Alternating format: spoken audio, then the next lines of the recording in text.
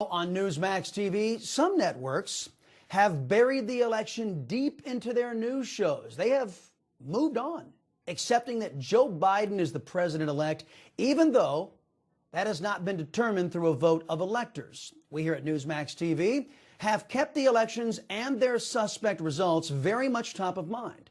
The Trump campaign is scheduled to stop by in mere moments to update us on the effort to get to the Supreme Court, well, and have them do their job.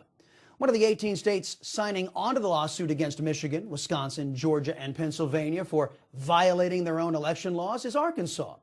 Leslie Rutledge, Arkansas's Attorney General, is scheduled to join us to give us her legal opinion on the merits of that case.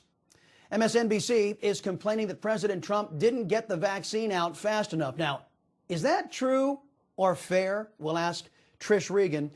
And the Marxist woke Pope adopting Joe Biden's campaign slogan? We'll ask our religious panel if the Vicar of Christ will also be pushing Joe Biden's pro-abortion agenda. But before we get to any of that, for those of you who watched the morning show this morning, I was confronted by an episode some of you watched go down on one of the other cable channels down the dial. Obama and Fox News Channel are finding more in common. That's the sad news I have to report in tonight's preamble. In some of the email I'm getting, folks invariably ask me, what the hell is going on over at Fox? The truth is, I don't know. I suspect it has something to do with the dedicated Democrats who run that channel these days.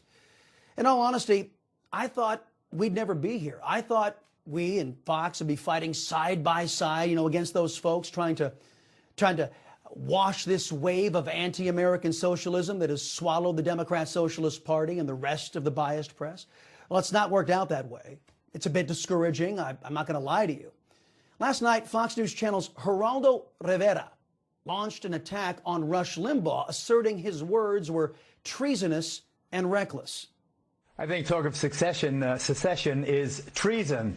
Martha, I want to be very clear. Rush Limbaugh is a powerhouse broadcaster. He's one in a zillion. They come along once a generation. But that talk is reckless. It's irresponsible. That we are one nation, indivisible. I had a laugh. Rush goes on to say that people where he is have no idea what people in New York are thinking. And they're so different. They're like a different species. Half of New York lives in Florida, where Rush Limbaugh lives. It's preposterous. Let's get over it. Let's get over it. Okay. I didn't watch that. I was watching Newsmax TV last night. But I woke up this morning to some of the left-wing press gleefully reporting the accusation against Rush. Like many of you, I'm a fan of Rush Limbaugh, professionally, ideologically, and just because of the kind of man I know he is. I knew that Geraldo had to be misrepresenting what Rush said.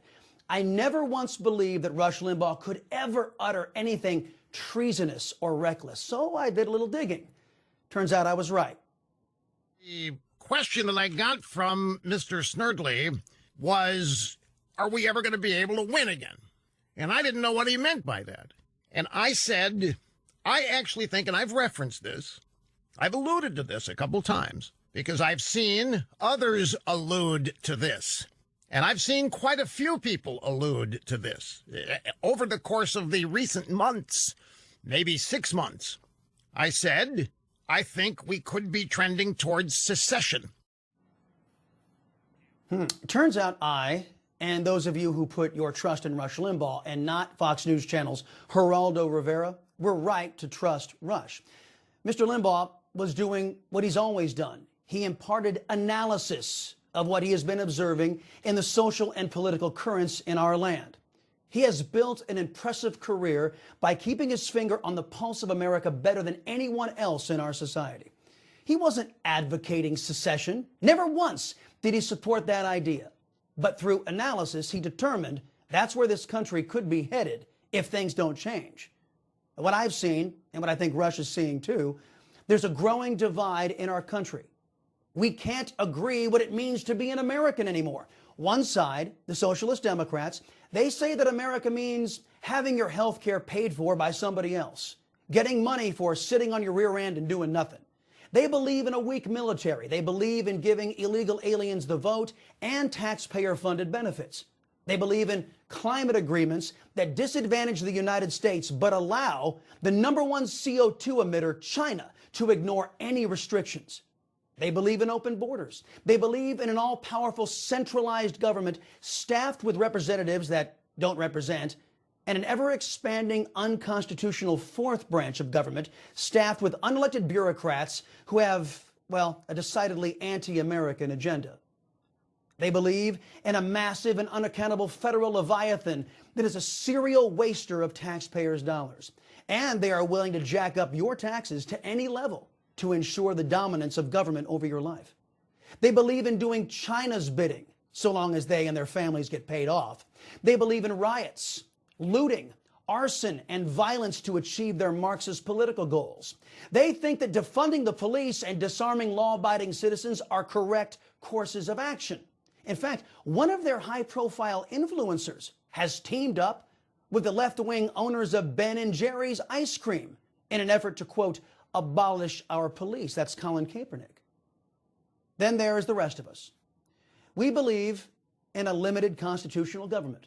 We think that the 535 members of the Congress should be responsible for every single tax dollar we pay, and that our government should only be as big as can be responsibly managed by our representatives. We do not believe that it's the right of our government to spend more money than we agree to give them through our taxes. We believe in a strong military ready to deter our enemies, China, Iran, and others. We believe in merit and the rights of the individual. We believe in the rule of law and that the law applies equally to everyone, even you socialist Democrats out there, regardless of color or creed. We also believe in personal responsibility. Resident Barak Hussein Obama has been pimping a book around the country, you might have heard. In one interview, he lamented how white conservatives supported him at one time. Look who he blames for a loss of that support. I ended up getting enormous support in these pretty conservative, rural, largely white communities when I was a senator. And that success was repeated when I ran for president in the first race in Iowa. You know, by my second year in office, I'm not sure if I could make that same connection, because now those same people are filtering me through Fox News and Rush Limbaugh and an entire conservative media infrastructure that was characterizing me in a way that suggested I looked down on those folks or I had nothing in common with them. Typical left-wing extremist. As often as Barack Obama looks in the mirror, you'd think the former narcissist in chief could get a clearer picture or have at least a greater idea, some self-awareness. The reason so many people stopped supporting you, Mr. Obama, wasn't because of anybody else but you. The reason Obama lost support, folks, was because he opened his big mouth and implemented policies that told us who he really was. The media refused to vet Obama before his election. So many people were shocked to discover that he's an anti-American leftist who despises the United States and worked to prop up our enemies in Iran, Cuba, and China. But who does Obama think is responsible for his loss of popularity? Rush Limbaugh, of course. Just like Fox News Channel's Geraldo Rivera laughingly bashed Rush Limbaugh for making a fair and accurate analysis. With all due respect, Geraldo, Rush does more good for this country in one of his opening monologues than any of your socialist pals have done in their entire careers. Although I really did enjoy the contents of Al Capone's vault, it turns out your critique of Rush was just about as substantive. Are you tired of the media spinning the truth and pushing false narratives? Well, take a look at this. Over the last... You just watched Newsmax TV.